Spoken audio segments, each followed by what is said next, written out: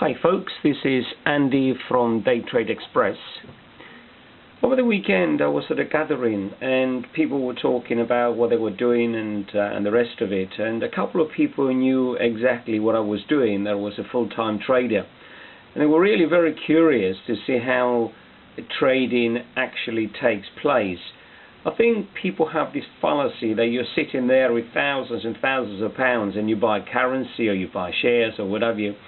So I think they were amazed as to how little money you actually require to start up.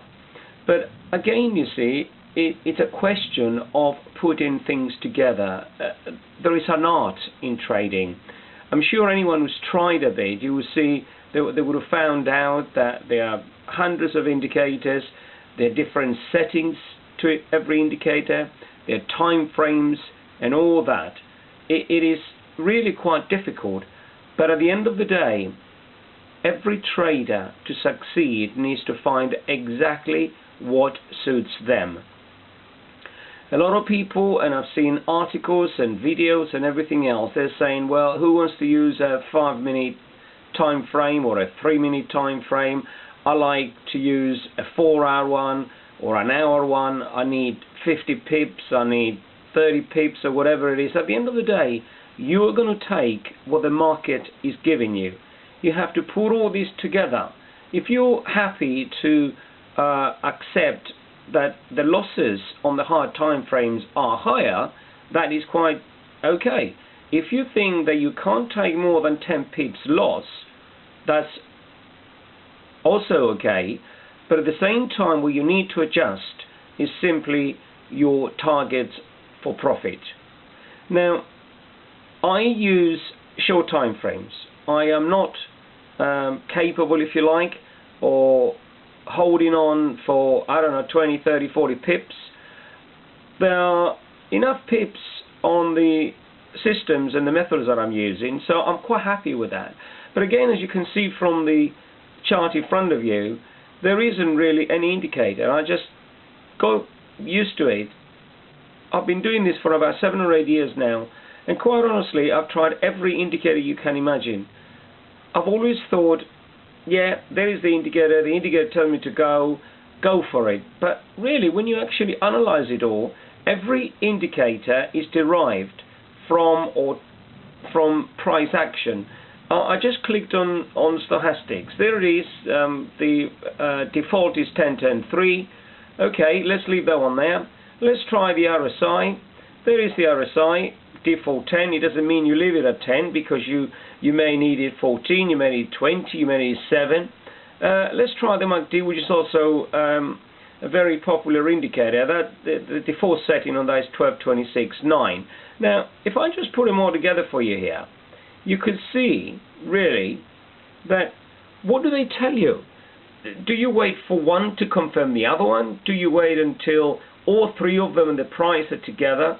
At the end of the day, if you're happy to do that, that is fine. But to me, it appears that it's all confusing now. And I'm not just saying this now. I have actually gone through a stage where indicators was the in thing on my screen, until somebody said to me, what is this? You don't know whether you're coming or going. So gradually, I decided that that was not the way forward. Every indicator is a lagging indicator. Every indicator is taking a price calculation. So why not go on the price? And that is really what I ended up. So all these beautiful little things down here, they're all deleted. Yes, you can see a moving average on the chart, but I don't use it. I use it as a guide, if you like, and nothing else. I've found it's clean. I have a method. I have 3 or 4 setups, and the if you like, the signals are so clear. It's either going to be taken or not taken. Well, at the same time, I do use another time frame, so which is a slightly higher one, but I don't actually use it as a higher picture. I just simply use it because these two are very close to each other.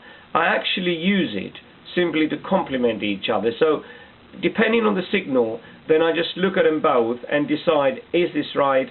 Can I take it? It's as simple as that, really, but maybe through time you get used to what you want. I found that indicators are not as good as I used to think they were, at least for me. If you can work it out, have one. Have overbought, oversold.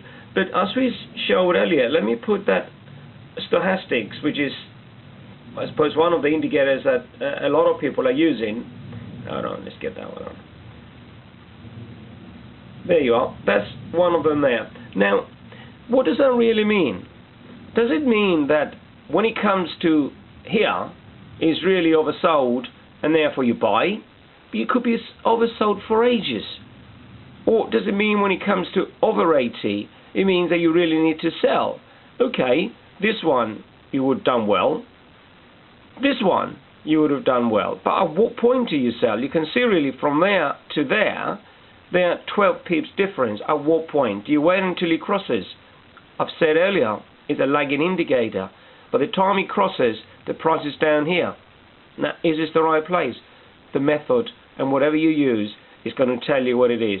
I try not to use them now, although having said that, you might see a chart of mine probably with a stochastics or Bollinger Bands. Again, Bollinger Bands is a wonderful thing, but let's put the Bollinger Bands here and you see exactly what I mean. It's an interesting and well used indicator. There you go. Now that's a straightforward default 2022. There it is. Now what does it mean? Does it mean that once it's touched it's going to reverse? Or does it mean that it's tagging and it's actually could be tagging on for ages? So at what point do you decide there's actually a return or a turn in that particular trend you're actually watching?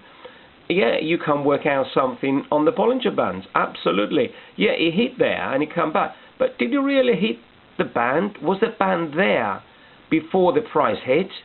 Or did the calculation of the band through the price made it actually touch? You can work out whatever you like. At the end of the day, if you feel happy that the Bollinger Bands are helping you, then fine, by all means use them. And that's the way it is. I simply go on price action. I found it easier, and that's what I use. I hope that this has actually helped, and maybe I'll do some other videos later on instead of just showing you exactly the trades that I've taken. Maybe do one on emotions, if you like, while taking trades, and how to release, if you like, those emotions, because there is a way of controlling them, but it's hard, and you need to stick to a particular program, if you like, until you're happy that you're just seeing something conforms to the method, the signal is given, and therefore you take it. Okay, enough for today. I hope you've enjoyed it. Talk to you soon. Bye-bye.